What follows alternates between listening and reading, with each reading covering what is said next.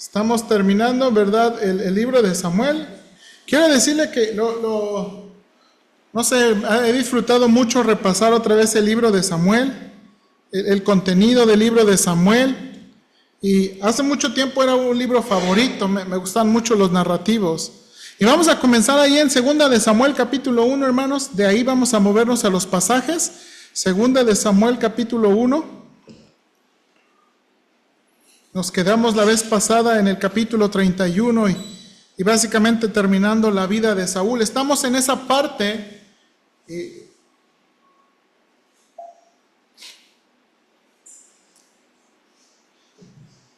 donde muestra la caída de Saúl y el ascenso de David. Gracias, hermano Ortega.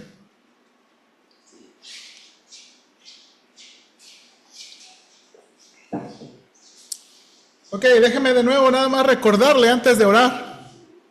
¿Sí se ve mi diapositiva? Sí, ¿verdad? ¿Cuál es el tema del libro de Samuel? Hay muchas maneras de expresarlo, pero creo que una importante es esta. Yahweh establece su liderazgo a través de reyes humanos que deben ser humildes y exaltados, u orgullosos y humillados. Y usted puede, ¿verdad?, expresar el tema de Samuel de esta manera, ¿verdad? Dios exalta a los humildes y humilla a los orgullosos. O Dios honra a los que le honran, ¿verdad? Y tienen poco a los que le desprecian, ¿verdad? Este es el enfoque del libro de Samuel. Y estamos viendo en esta estructura, hermanos, hemos hablado del liderazgo de Elí y Samuel, el ascenso del rey Saúl. Estamos en esa parte, hermanos, de la última parte de la caída de Saúl y el ascenso de David, para entrar, hermanos, a la gloria y la vergüenza del rey David. En eso está terminando el libro de Samuel, y espero en verdad que podamos encontrar una aplicación importante para nosotros en esta mañana. Vamos a orar, hermanos, por favor. Señor, ayúdame y dame gracia para poder explicar este libro de Samuel. En verdad, yo he disfrutado mucho el pasar y el tratar de resumir el contenido del libro de Samuel. Y ayúdame especialmente hoy. Señor, si no termino todo lo que quiero terminar, está bien. Pero ayúdame a enfatizar este aspecto del pacto de David y de la expectativa que el libro de Samuel va a crear para los siguientes libros, especialmente el libro de Reyes y comenzar los otros libros proféticos. Señor, dame gracia, ayúdame a poder en verdad de mejor manera. Y no nada más, Señor, tú sabes, no nada más quiero dar información, sino en verdad quiero ver y proveer las ilustraciones y las aplicaciones, Señor, que el texto nos sugiere, para poder en verdad, Señor, vivir para ti y honrarte a ti. Te lo suplicamos, Señor, ayúdanos, por favor, en el nombre de Cristo. Amén. Ok. Y bueno, estamos en esta segunda parte, y déjeme comenzar de nuevo a lo mejor con una ilustración para despertar su interés, ¿verdad? Estamos en la caída de Saúl y el ascenso de David, la segunda parte. Ok, mire por un instante esta foto que tenemos en la pantalla. ¿Quiénes son los que tenemos ahí en la pantalla? Los reyes de Inglaterra, ¿verdad? Los reyes de Inglaterra. Y bueno, ¿verdad? Tenemos a la reina Isabel y su hijo Carlos, ¿verdad? Y bueno, este es el rey actual. No sé si vio las noticias, pero ahí Trump andaba con el rey y puras cosas con ese Trump, ¿verdad? No sabe los protocolos de andar con un rey. Y bueno, hermanos, algo muy interesante de la realeza. La realeza tiene muchas cosas interesantes, pero una de ellas es, y déjenme pasar a la siguiente diapositiva, cuando la reina estaba enferma, pues se quería saber, bueno, ¿quién va a ser el ocupar el siguiente trono, verdad? Porque, bueno, Carlos no es el único hijo de la reina Isabel, ¿verdad? Había otros hijos y otros matrimonios. Entonces, hermanos, la realeza, de nuevo, especialmente en Inglaterra y otros países, bueno, son de nuevo los primogénitos por la línea de los hijos mayores, ¿no? Pues en este caso, ¿se acuerda? Carlos tuvo su primera esposa Diana, ahora, ¿verdad?, es Camila, pero su primera esposa es Diana, y con ellos tuvieron 2 hijos, ¿verdad?, William y Harry. que William siendo el mayor, ¿verdad? Harry el menor. Y después William tiene 3 hijos, ¿verdad? Jorge, Charlotte y Luis. Entonces, hermanos, en dado caso, ¿verdad? Que el rey Carlos muera, el siguiente en la línea es William. Y el siguiente en la línea es Jorge. Si algo le pasara a William, hermanos, no es Harry, es el hijo, ¿ok? Esa es la línea que se sigue. Y de nuevo, varios aspectos muy interesantes en el asunto de la realeza. Ahora, ¿por qué quiero llamar su atención? Porque en los últimos capítulos, ¿verdad? En cuanto a la caída de Saúl y el ascenso de David, viene una lucha por establecer la monarquía. Hermano, este asunto de las líneas de sangre no se originaron necesariamente aquí, ¿verdad? Ya había esa creencia de que los siguientes líderes tenían que ser los líderes de sangre, los hijos y todo eso. Pero creo que ya después, hermanos, cuando la Iglesia Católica, ¿verdad? ¿Se acuerda? Hubo un tiempo en que la Iglesia Católica era muy poderosa y realmente tenía gobierno sobre los reyes. Se hizo mucho más enfático, ¿verdad? Reinados como la voluntad de Dios, ¿verdad? Y se les sometía a las personas diciendo, es la voluntad de Dios, ¿verdad? Y larga vida al rey. Y bueno, eso es algo que lo que vamos a ver aquí, ¿verdad? En este pasaje de Reyes. Ahora, acompáñenme, por favor. Estamos ahí en 2 de Samuel capítulo 1. ¿Qué tenemos en 2 de Samuel capítulo 1, hermanos? Bueno, sabemos, nos dejó el anterior capítulo con la muerte de Saúl, ¿verdad? Y sus hijos, especialmente Jonatán. Y lo que vamos a ver aquí, hermanos, es David haciendo luto por estos 2 hombres y pronunciando un poema, hermanos, muy, muy especial. Después, en el capítulo 2, hermanos, ahora sí, vamos a ver que después de 13 largos años, David es proclamado rey, pero no es proclamado rey de todo Israel, es proclamado rey de Judá, las tribus al sur. Y miren lo que dice versículo 4, y vinieron los varones de Judá y ungieron allí a David por rey sobre la casa de Judá. Y dice el versículo 11, y fue el número de los días que David reinó en Hebrón sobre la casa de Judá 7 años y 6 meses. Hermanos, ¿por qué David no comenzó a reinar completamente en todo Israel? Bueno, porque de nuevo, el libro nos va a explicar que hubo una lucha en esta unificación del reino. Miren capítulo 3. 2 de Samuel capítulo 3 versículo 1, también lo tengo aquí en la pantalla. Dice, hubo larga guerra entre la casa de Saúl y la casa de David, pero David se iba fortaleciendo y la casa de Saúl se iba debilitando. Hermanos, yo creo esto es como los partidos políticos, nada más que aquí no había partidos políticos, aquí solamente había dos. Entonces, había en la nación de Israel aquellos que todavía querían apoyar a la familia de Saúl, y a la casa de Saúl. Porque, hermanos, de forma increíble, todavía le quedaba a Saúl un hijo vivo. Aunque varios murieron, incluyendo Jonatán, el que iba a reinar, todavía le quedaba un hijo vivo. Entonces, había cierta parte del ejército, la milicia y el pueblo que quería que la casa de Saúl prevaleciera. Pero, de nuevo, no fue así. Y lo que nos enseña el libro, hermanos, es que de nuevo hubo esta guerra larga, esta guerra de nuevo para unificar el reino. Y entonces, ¿verdad? Avanzamos a uno de los capítulos, el capítulo 5, por favor. El capítulo 5.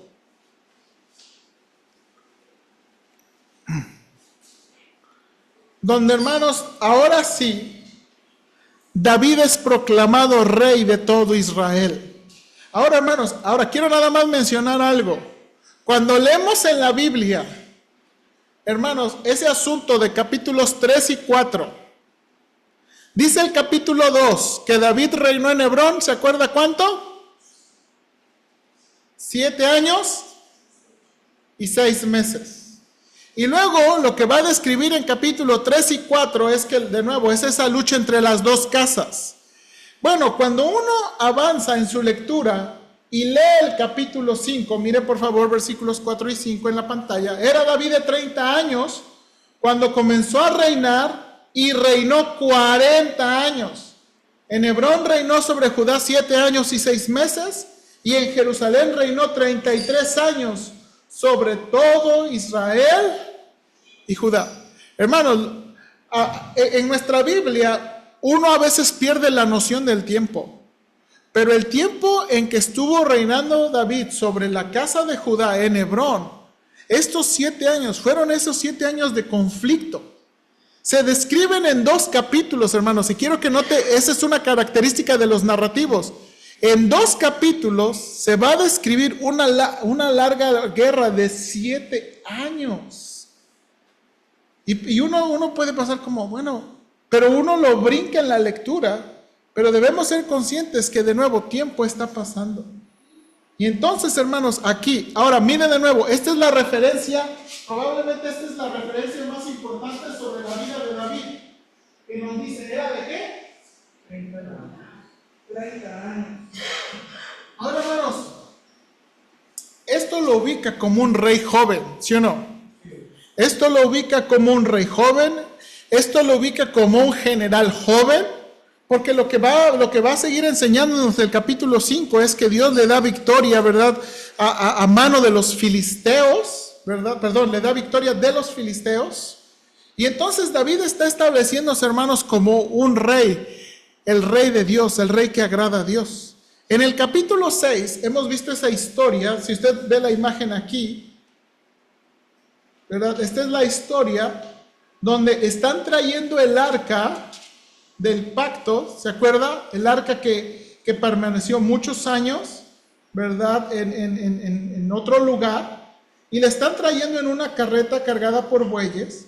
Y lo que nos enseña esa historia, hermanos, es que un amigo de David muere, ¿verdad? Cuando la carreta tropieza, toca el arca, tratando de cuidar que no caiga, y Dios se enoja y lo mata. Ahora, hermanos, cuando uno lee esa historia, uno piensa, Señor, qué exagerado, pues querían proteger el arca, ¿qué tal si se cae? ¿Qué tal si se despostilla? ¿Verdad? Ahora, hermanos, si usted se acuerda de esta historia, en Samuel no nos da todos los detalles. Y lo que hace David es que tiene miedo.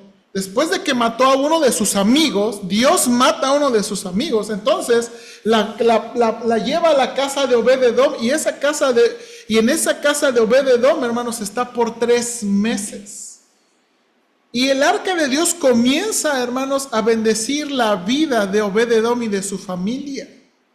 Y lo que no nos dice Samuel, pero nos dice Crónicas, ¿qué fue el problema de David aquí? ¿Fue el problema de tocar el arca? ¿Fue la preocupación sobre el arca? No, es que están trayendo el arca de la manera en que Dios no les dijo. Dios le dio instrucciones muy específicas, hermanos, de cómo tratar el arca. Y Dios le dijo que el arca del pacto debe ser traída, ¿qué? En los hombros de los levitas, ¿ok? No en una carreta, no con unos bueyes, sino que en los hombros de los levitas. Dios había diseñado que eso fuera así. Y después, bueno, David trae el arca, pero eso no nos lo dice Samuel. Y hermanos, de ahí, hermanos, llegamos a los capítulos probablemente más importantes en cuanto a la vida de David y en cuanto a lo siguiente que va a pasar en el Antiguo Testamento, que es el capítulo de 2 de Samuel, capítulos 7 y 8, cuando Dios hace un pacto con la casa de David. ¿Cuántos conocen este pasaje? ¿Conoce esta historia? ¿Cuántos conocen? Hermanos, en verdad es que estoy tentado, ay, hermanos, siempre uno quiere decir muchas cosas, pero quiero realmente, de nuevo, yo una vez en Navidad prediqué este pasaje, pero pues, si les hago un examen de lo que prediqué el domingo pasado, a lo mejor reprueban, ¿no? Imagínense, de hace 2 Navidades. No, hermanos, nada más, hermanos, quiero presentar este pasaje, en verdad. es un pasaje muy importante para entender muchas cosas. Ahora déjenme resumirlo y contarle lo que está pasando.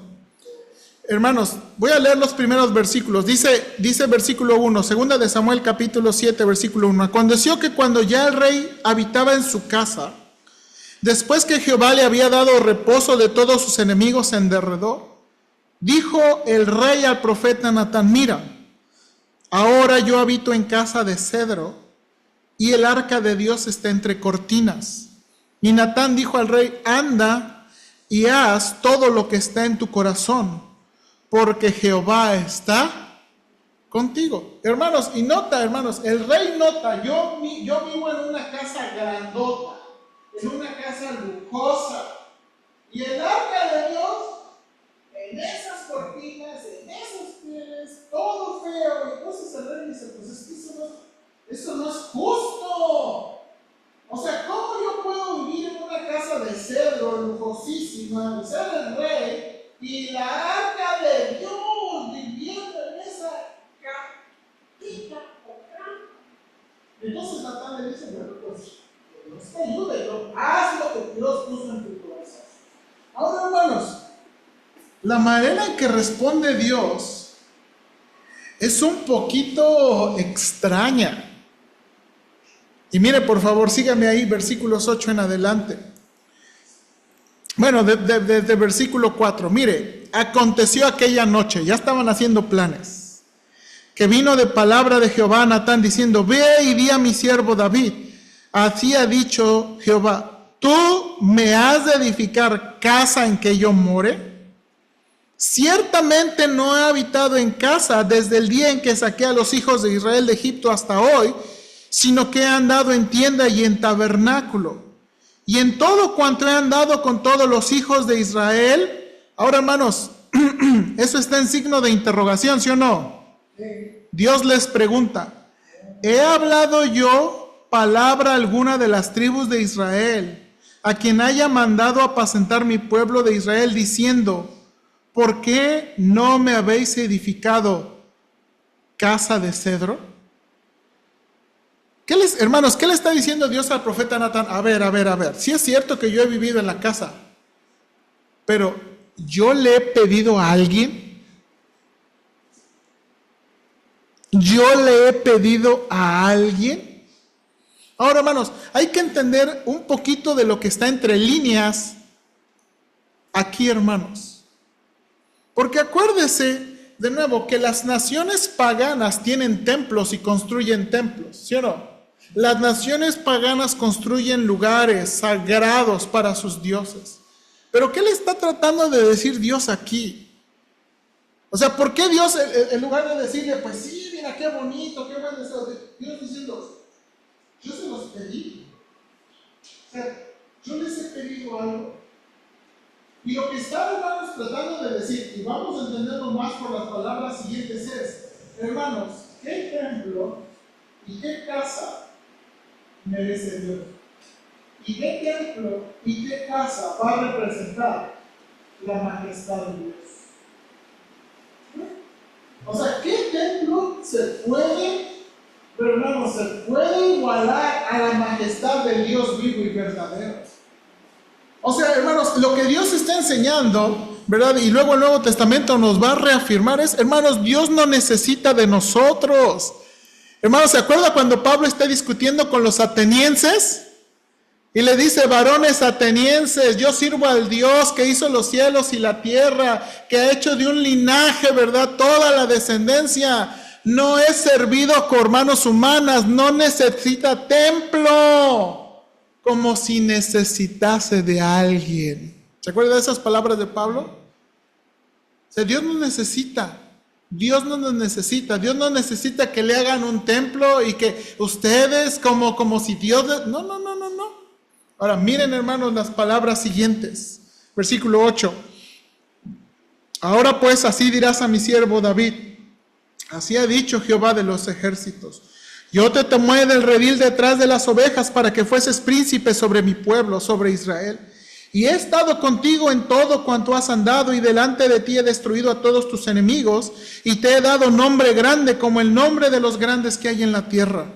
Además, yo fijaré lugar a mi pueblo Israel y lo plantaré para que habite en su lugar y nunca sea más removido, ni los inicuos lo aflijan más como al principio.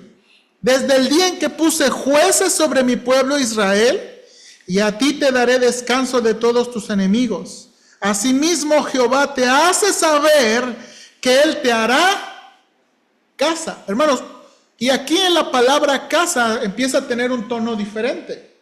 Porque las primeras, cuando habla de la casa, casa, ¿de qué se está refiriendo? A ese templo, ¿verdad? Ese lugar físico.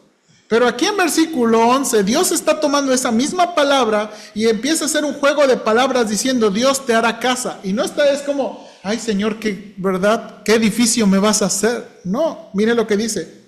Y cuando tus días sean cumplidos y duermas con tus padres, yo levantaré después de ti a uno de tu linaje, el cual procederá de tus entrañas y afirmaré su reino. Él edificará casa a mi nombre y yo afirmaré para siempre el trono de su reino. Yo le seré al Padre y él me será a mi hijo. Y si él hiciere mal, yo lo castigaré con vara de hombres y con azotes de hijo de hombres. Pero mi misericordia no se apartará de él, como la aparté de Saúl, al cual quité delante de ti. Y será afirmada tu casa y tu reino para siempre delante de tu trono. Y tu trono será será estable eternamente. Hermanos, Dios le está haciendo una promesa. Y más adelante vamos a hacer, Dios le está haciendo un pacto ¿a qué? A David, tu familia. Cuando está hablando de tu casa, está hablando de tu familia, tu descendencia. Y si usted leyó bien, está prometiendo, uno va a ser, ¿sí o no? Va a venir uno. Cuando tú mueras, se va a levantar uno. Ahora, hermano, no se me adelante, hermano Cruz. Y yo sé que todos están pensando exactamente lo que acaba el hermano Cruz de decir de Jesús. Ahora, quiero que note algo que no se ve tanto, hermanos, en nuestra versión de la Biblia. En el versículo 18, cuando David recibe este mensaje del profeta Natán, miren las palabras con las que contesta. Hermanos, David le quería hacer un templecito más grande a Dios y Dios le da una promesa, y hermanos, sin comparación. ¿Ok? Le hace una promesa sin comparación. Y esta es la respuesta de David. Luego el rey David se presentó ante el Señor y dijo, Señor y Dios, ¿quién soy yo y qué es mi familia para que me haga llegar tan lejos?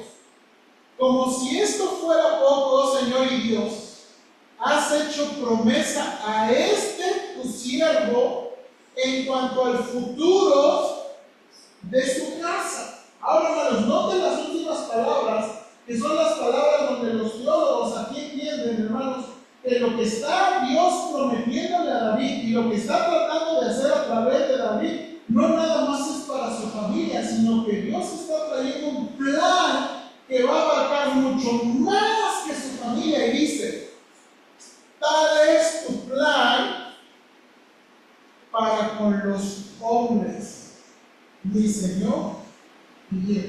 Otra manera de traducir es, tal es tu plan para la humanidad. Hermanos, en estas palabras de David, lo que está tratando de entender David es que esta descendencia y este rey, hermanos, este rey va a ser un rey no nada más de Israel, sino que este rey va a alcanzar más allá de los límites de Israel. Y por eso está tan asombrado David y tan agradecido David. Este es tu plan para la humanidad. Dios tiene un plan grande para la humanidad y, hermanos, va a usar la familia de David. Ahora, hermanos, piénsenlo. Él no viene de familia de políticos. Él no viene de familia de reyes. ¿Se acuerdan de dónde viene este hombre?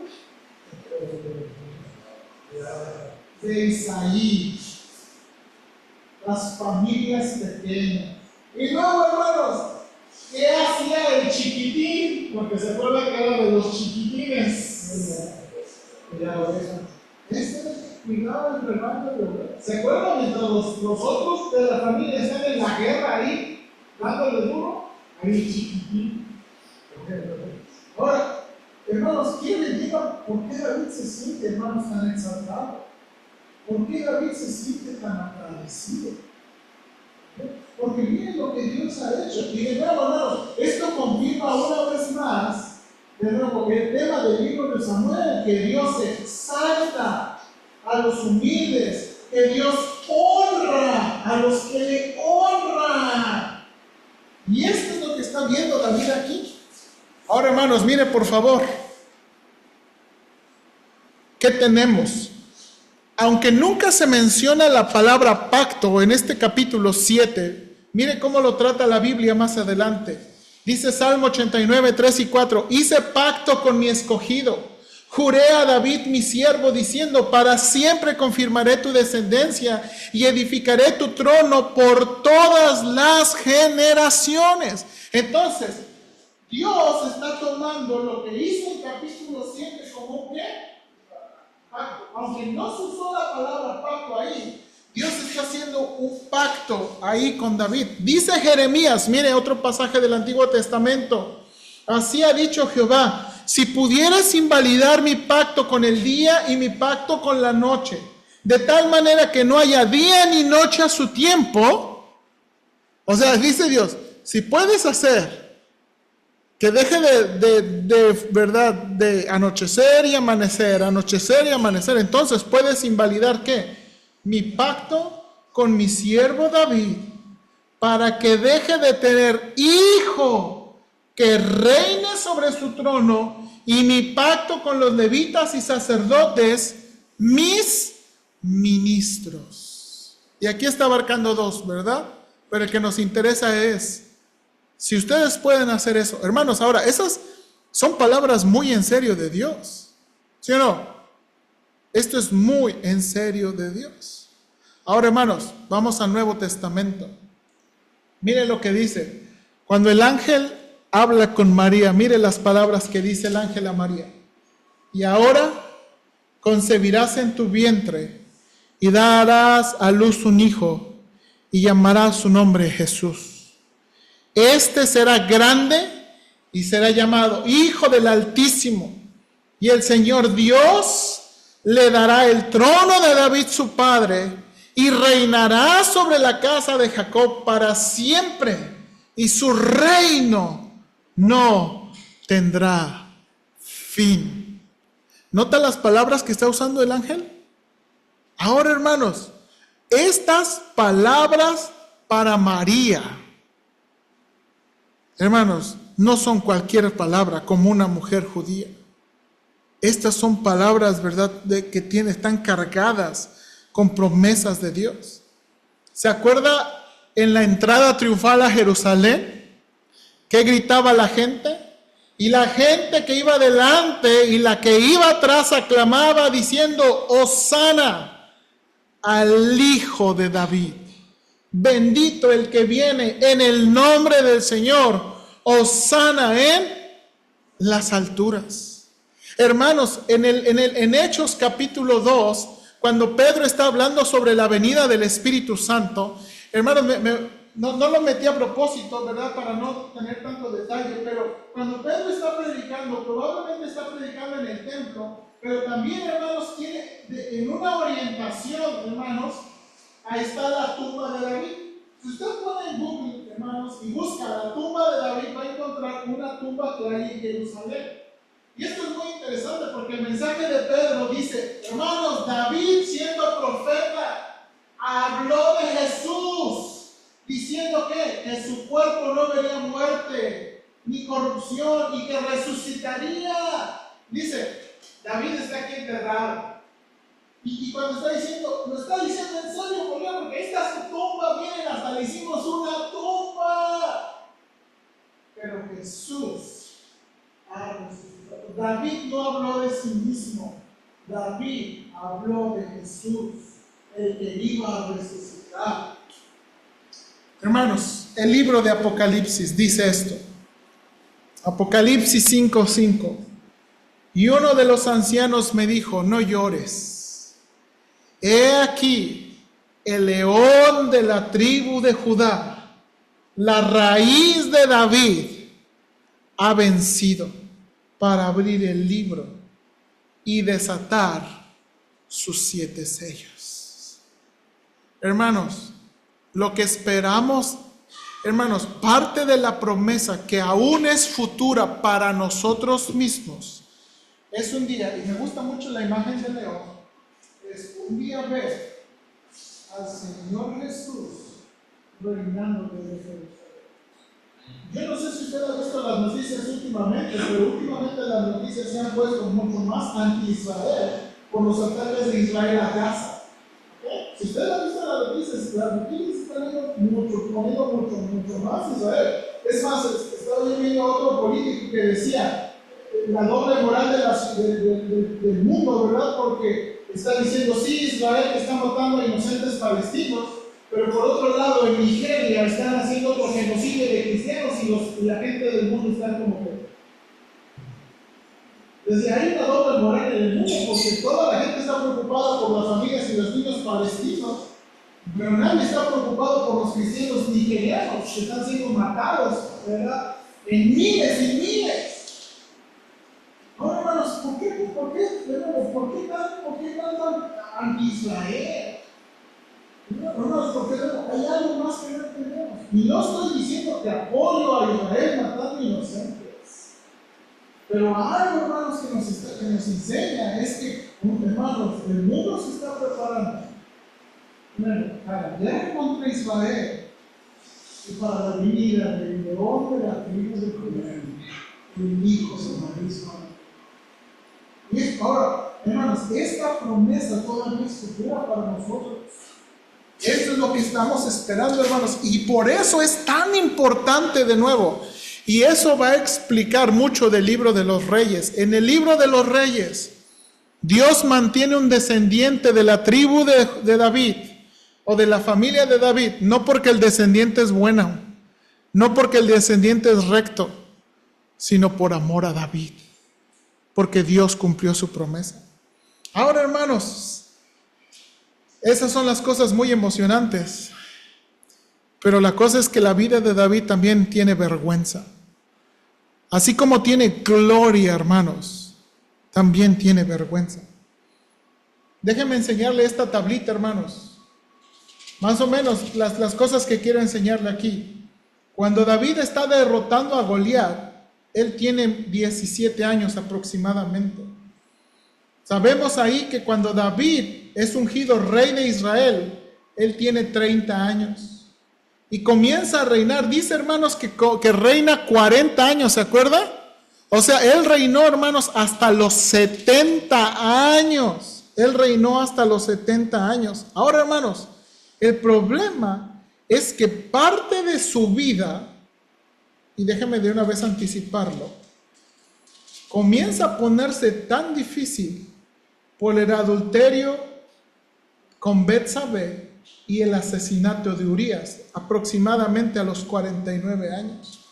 Porque, hermanos, de ahí David va a tener ciertos problemas y serios problemas con su propia casa y sus propios hijos, ¿verdad? Y la última, hermanos, note esto, a los 65 años va a estar huyendo de su hijo Absalón, que lo quiere matar, que quiere apoderarse de su reino. Su hijo, no el hijo de un vecino, no su general, su propio hijo, a los 65 años. Déjenme, hermanos, ¿qué tenemos aquí entre la gloria y la vergüenza de David? Lo que vamos a ver, hermanos, es que Dios cumple su pacto con Jonatán e invita a Mefiboset como a su mesa. No sé si se acuerda, pero Mefiboset es este hijo de Jonatán. Más o menos calculan, hermanos, que cuando David, ¿verdad?, estaba en guerra, Mefiboset dice que tenía como 5 años. Dice la Biblia, relatan, hermanos, la Biblia relata que cuando Mefiboset era un niño se le cayó a su niñera, ¿se acuerda? Y esa es la razón por la que quedó lisiado. Y hermanos, él como un niño lisiado, él no podía aspirar ni a combatir en la guerra ni a hacer muchas otras cosas. Y básicamente vivió, ¿verdad?, ahí apartado dentro de los hijos de Jonatán. Bueno, hermanos, David le rescata y le invita a su mesa. La palabra misericordia, hermanos, es muy enfática en todo el capítulo 9. De nuevo, hermanos, Dios confirma a su rey con victoria contra los amonitas. Hermanos, los amonitas contratan a los sirios y, hermanos, yo sé que a veces no estamos tan acostumbrados a hacer relación nosotros cuando leemos la Biblia, pero note el tamaño de la victoria que tiene David contra los amonitas. Dice el versículo 2 de Samuel 10:18. Mas los sirios huyeron de delante de Israel, y David mató de los sirios a la gente de 700 carros. Y mire la siguiente cifra: 40,000 hombres de a caballo. Hirió también a Sobaj, general del ejército, quien murió allí. Hermanos, ¿puede imaginar 40,000 hombres de a caballo? ¿Puede imaginar esa cantidad? Hermanos, esta fue una victoria tremenda para David. Hermanos, esta fue una gran victoria para David. Hermanos, Dios está de nuevo llenando a su rey de gloria. Este es el rey de Dios. Esta es la manera en que Dios puede hacer a su rey. Pero hermanos, su rey comienza a enorgullecerse.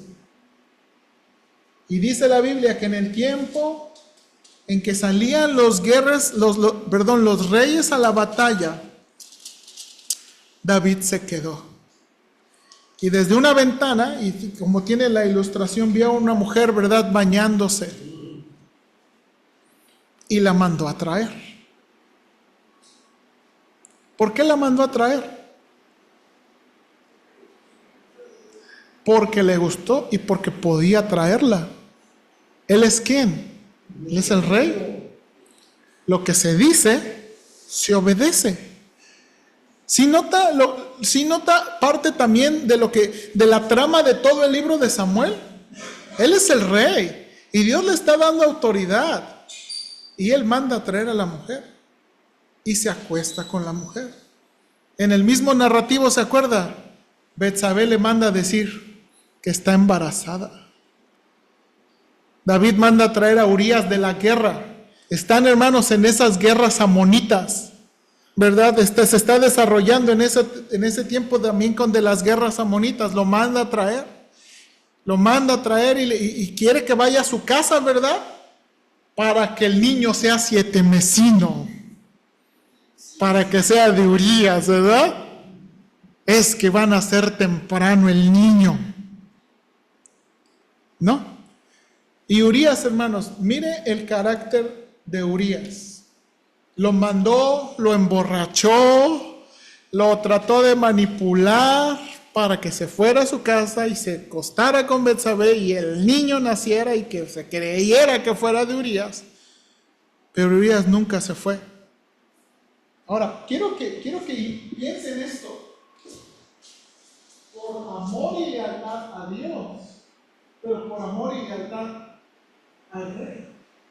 Yo no me voy a mi casa, ni me voy con mi esposa porque amo a Dios interno a ti. O sea, por ti. Y el rey, abusando, era el rey que iba a servir, ¿no? ¿Se acuerdan? Es Dios que quiere que sus reyes sirvan, que sus reyes dirijan. Y en lugar, ¿verdad?, de tratar bien a su siervo y dirigirle a su pueblo, está abusando de su poder y su privilegio. Y usted sabe lo que pasa, ¿no? No lo puede mandar a su casa. Le manda una carta a Joab. Ponlo enfrente. En el lugar de los hombres más valientes. Los que no le tienen miedo a la muerte. Porque usted sabe, ¿verdad?, que los que van enfrente son los que menos probabilidades de vivir tienen. Y en la guerra es asesinado. Y David, llega una carta a David y dice, hijo, pues así es la guerra. ¿Sí o no? Así es la guerra, pues la gente muere en la guerra. Pues ¿qué se esperaba? Y luego pues estaba allí enfrente. Bueno, ahora hermanos, en nuestras Biblias, mire por favor capítulo 12. Termina esa historia y comienza, hermanos, capítulo 12 diciendo, Jehová envió a Natán a David y viniendo a él le dijo, había 2 hombres en una ciudad, el uno rico y el otro pobre. El rico tenía numerosas ovejas y vacas, pero el pobre no tenía más que una sola corderita, que él había comprado y criado, y que había crecido con él y con sus hijos juntamente, comiendo de su bocado y bebiendo de su vaso y durmiendo en su seno, y la tenía como a una hija. Y vino uno de camino al hombre rico, y éste no quiso tomar de sus ovejas y de sus vacas para guisar para el caminante que había venido a él, sino que tomó de la oveja de aquel hombre pobre y le preparó para aquel que había venido a él. Entonces, miren lo que dan, miren cómo lo narra. Se encendió el furor de David en gran manera contra aquel hombre y dijo a Natán, vive Jehová que el que tal hizo es digno de muerte. David se enojó por esa tremenda injusticia, hermanos. Y debe pagar por la cordera con 4 tantos porque hizo tal cosa y no tuvo misericordia. Ya se imagina usted esa escena, David así, pero rojo de coraje. Entonces dijo Natán a David, tú eres aquel hombre. Así ha dicho Jehová, Dios de Israel, yo te ungí por rey sobre Israel y te libré de la mano de Saúl y te di la casa de tu señor y las mujeres de tu señor en tu seno. Además te di la casa de Israel y de Judá. Y si esto fuera poco, mire lo que dice ahí, te habría añadido mucho más. ¿Por qué pues tuviste en poco la palabra de Jehová, haciendo lo malo delante de sus ojos? A Urías Heteo heriste a espada, y tomaste por mujer a su mujer, y a él lo mataste con la espada de los hijos de Amón. Ahora, hermanos, en el narrativo, de nuevo, parece ser que aquí peca y aquí lo confronta. Pero uno de los salmos nos va a decir, hermanos, que probablemente pasó, y estamos estipulando, entre los 9 meses del niño, porque va a nacer el niño y va a morir el niño, ¿verdad? Que están pasando los 9 meses o tal vez un poquito más, porque puede ser. Hermanos, cuando viene el profeta Natán no es enviado inmediatamente con David. David, hermanos, es dejado cierto tiempo sin que el profeta venga. Y ahorita, hermanos, ¿y por qué le digo esto? Porque en uno de los salmos, de nuevo, vamos a encontrar el pensamiento de David. Ahora, hermanos, aquí es donde el autor quiere hacer un punto muy especial, porque quiero que miren la respuesta de David. Dios lo confronta. Dios lo confronta a través del profeta y le dice, tú eres ese hombre, tú eres ese asesino, tú menospreciaste la palabra de Jehová, los 10 mandamientos que dicen no cometerás adulterio, que dicen no asesinarás. ¿Y sabe qué hiciste con esa ley? La menospreciaste. Ahora, hermanos, si usted recuerda todas las veces que Samuel confrontó a Saúl, ¿recuerda? Por lo menos 3 eventos. Eres un imprudente, eres un necio, eres un desobediente. ¿Qué dijo Saúl? No, pues es que no entiendes, es que estoy aquí. Y nunca vemos, hermanos, en la vida de Saúl arrepentimiento y confesión. Ahora, hermanos, esto es increíble. Porque esto es todo lo que dijo David. Entonces dijo David a Natán,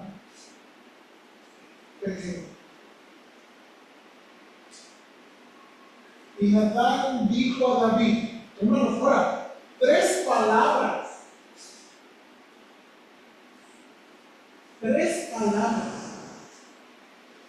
Yo quería ver todo Natán. ¿No? Tú me hubieras sido exigido. No me hubieras exigido por una carta, muchas horas. Y que me demostrara que estuviera contigo. Pero en 3 palabras. Ahora, ¿por qué le digo 3 palabras? Porque mire lo siguiente. Y Natán dijo a David, también Jehová ha remitido su pecado, ha perdonado tu pecado. No mames. ¿Por qué no lo matan?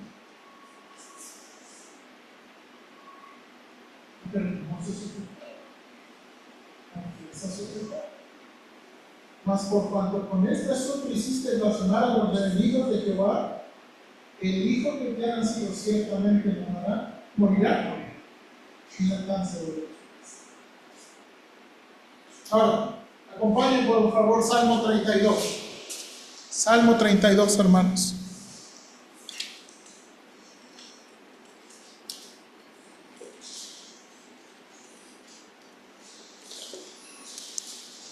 David escribe Salmo 32, hermanos, y nos enseña, hermanos, que una de las cosas que Dios utiliza para hacernos volver a Él es la culpa y la vergüenza. Déjenme leer, hermanos, nada más versículos 3 y 4 y luego el 5. Dice Salmo 32, versículos 3 y 4, mientras callé, se envejecieron mis huesos en mi gemir todo el día, porque de día y de noche se agravó sobre mí tu mano, se volvió mi verdor en sequedades de verano. Hermanos, por estos versículos, David nos está enseñando qué pasó después de haber pecado con Betsabé y matado a Urías. Hermanos, David se llenó de culpa y vergüenza. Y hermanos, si a veces hay algunas traducciones de la Biblia que lo ponen en palabras más modernas y adivine qué expresan esos dos versículos. Expresan una depresión severa. David, hermano, realmente experimentó una depresión severa. Y la causa de su depresión fue pecado. No estoy diciendo que todas las causas de la depresión son pecado, pero la causa para él fue pecado. Ahora mire el versículo 5. Mi pecado te declaré y no encubrí mi iniquidad. Dije, confesaré mis transgresiones a Jehová y tú perdonaste la maldad de mi pecado. Hermanos, esto es algo muy interesante, porque aquí es donde está haciendo el gran contraste entre Saúl y David. Hermanos, ¿qué no vemos en la vida de Saúl? Arrepentimiento y confesión. ¿Qué si vemos en la vida de David? Arrepentimiento y confesión. Hermanos, y esta ha sido la clave, y es la clave. Y no importa quiénes seamos, hermanos. No importa si somos el pastor de la iglesia. No importa si somos el rey o el príncipe. No importa si somos unos simples sirvientes. Lo que siempre será la solución para nuestra relación con Dios es arrepentimiento y confesión. Lo que siempre nos pondrá bien con Dios es arrepentimiento y confesión. Siempre, hermanos, siempre. Y David tiene mucho que decirle sobre eso. Y Dios le perdonó y Dios le guardó porque se arrepintió. Y bueno, dijo él, y dijo Dios que muchas cosas hubiera hecho más. Ahora, hermanos, algo que también nos enseña David es esto. Y perdón, no quiero terminar pesimistamente el mensaje. Y no lo voy a terminar así. Pero algo, hermanos, que también la Biblia nos va a enseñar es que Dios puede perdonar el pecado, pero todavía vamos a sufrir de sus consecuencias. Dios perdona el pecado y Dios le preserva la vida a David, pero David todavía va a ser castigado. Todavía, hermanos, hay cosas. Ahora, hermanos, quiero que entiendan, hermanos, aquí por favor, que Dios perdona el pecado y Dios restablece su relación con David, pero David tiene que aprender. Hermanos, algo que la Biblia nos va a enseñar es que el castigo no es el pago por nuestros pecados. ¿Ok? Dios no nos castiga para pagar nuestros pecados. Hermanos, Cristo pagó nuestros pecados en la cruz. Cristo pagó nuestros pecados con su sangre. Entonces, el castigo no es un pago por el pecado. No es un sufrimiento para obtener el perdón de sus pecados. El castigo, hermanos, es la manera en Dios de transformarnos y alejarnos de lo que nos llevó al pecado. Es la ayuda de Dios para nosotros, para alejarnos de lo que nos metió en esos problemas. Hermanos, y de nuevo, David no llegó ahí, hermanos, David no llegó un día levantándose y viendo a esta muchacha, ¿qué va a pasar? No, hermanos, no, porque no pasó así, porque la Biblia nos enseña que no pasan así. Este rey comenzó a enorgullecerse como el otro rey. Y Dios tenía que cambiarlo, Dios tenía que transformarlo. Sí le perdonó y sí le restauró su relación, pero necesita transformar a este hombre. Y Dios va a usar la disciplina para transformar a este hombre. Por favor, piénsalo así. Es la disciplina la que va a transformarlo, la que va a ayudarlo. Y entonces, hermanos, lo que vamos a ver después de la vida de David es: Tamar es violada por Amnón, su hermano, y Absalón venga a su hermana. Ahora, este incidente nos enseña por qué David tiene que ser castigado. Hermanos, Tamar es la hija de David y es violada por uno de sus hermanos. Y adivinen qué hizo David. ¿Qué habría hecho usted? La Biblia nos dice lo que hizo David. Absalón, y le dijo a su hermano Absalón: ¿he estado contigo tu hermano Amnón? Pues calla ahora, hermana mía, tu hermano es. No se angustie tu corazón por esto.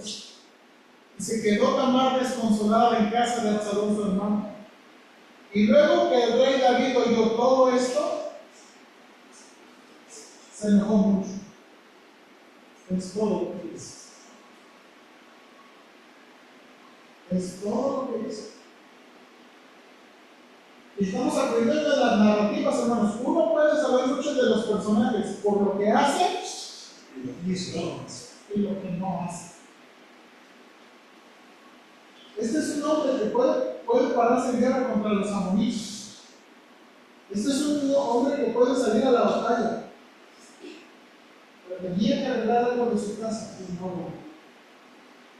Tenía que arreglar algo con su familia y no lo logró. Dice aquí: mas Absalón no fue con Amnón ni malo ni bueno, aunque Absalón aborrecía a Amnón porque había cortado a Tamar. Hermanos, David necesita ser castigado y transformado. Esa es la razón. David necesita ser castigado y transformado. Después, hermanos, el incidente, ¿verdad? Amnón regresa de su exilio y se subleva contra David. Hermanos, David va a huir de Absalón. Después, bueno, tienen una mala relación, perdón, me estoy adelantando. Absalón se constituye rey y comienza a perseguir a David. Y David decide huir y providencialmente Dios lo libra a través de Usai, su consejero. Y terminan, hermanos, estos últimos capítulos con Joab, el general del ejército, matando a Absalón, y David llora por él muchos días. Muchos días. Ahora, hermanos, ¿por qué está pasando esto? Dios tiene que transformar a este rey. Dios tiene que transformar a este rey. Dios tiene que cambiar el carácter de este rey. Y tristemente usa su propia casa. Hermanos, David vuelve a Jerusalén después de la muerte de Absalón. Ahora vaya por favor a 2 de Samuel capítulo 19. 2 de Samuel capítulo 19.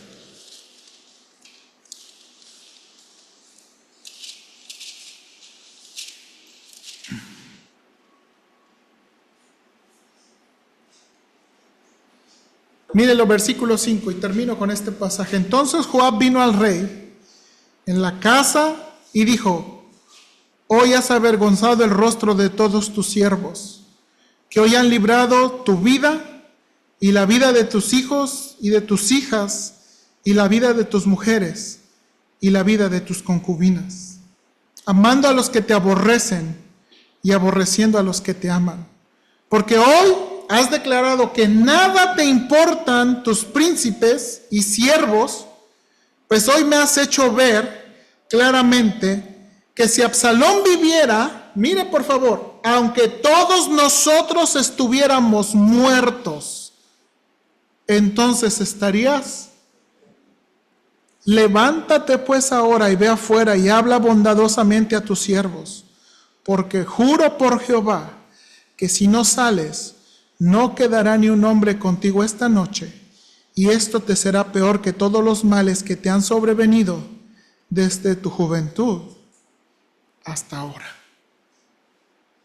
Este es su general hablándole fuertemente a David.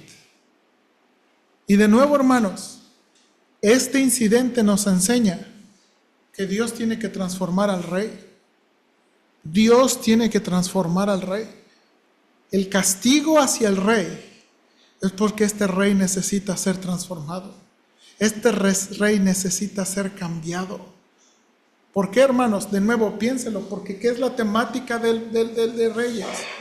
Dios exalta a los humildes y humilla a los orgullosos. Honra a los que le honran y tienen poco a los que le desprecian. Hermanos, yo sé de nuevo que no es la mejor manera más positiva de terminar, pero uno de los consuelos de los castigos de Dios es que son para nuestro bien, para transformarnos, para cambiarnos, para hacernos hombres y mujeres de bien. Vamos a orar, por favor. Señor, ayúdanos, por favor. Probablemente esta es una de las enseñanzas más enfáticas al final del libro de Samuel.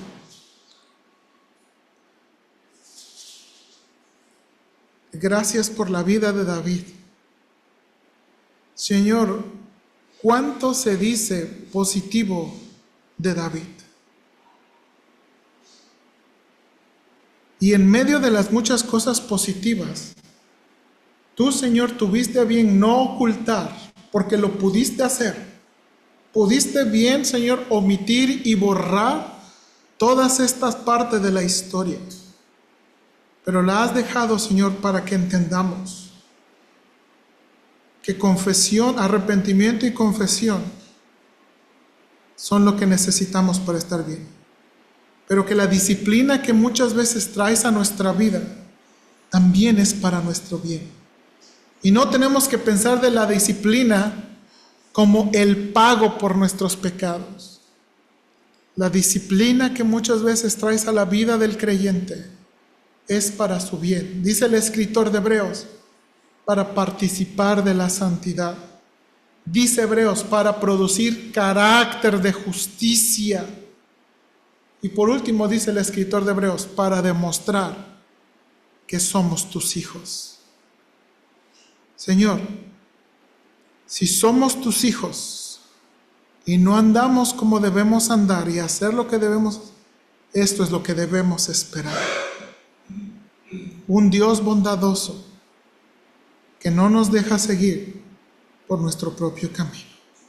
Te pedimos que nos ayudes, te pedimos que nos bendigas. Por favor, Señor. Cristo Jesús. Amén.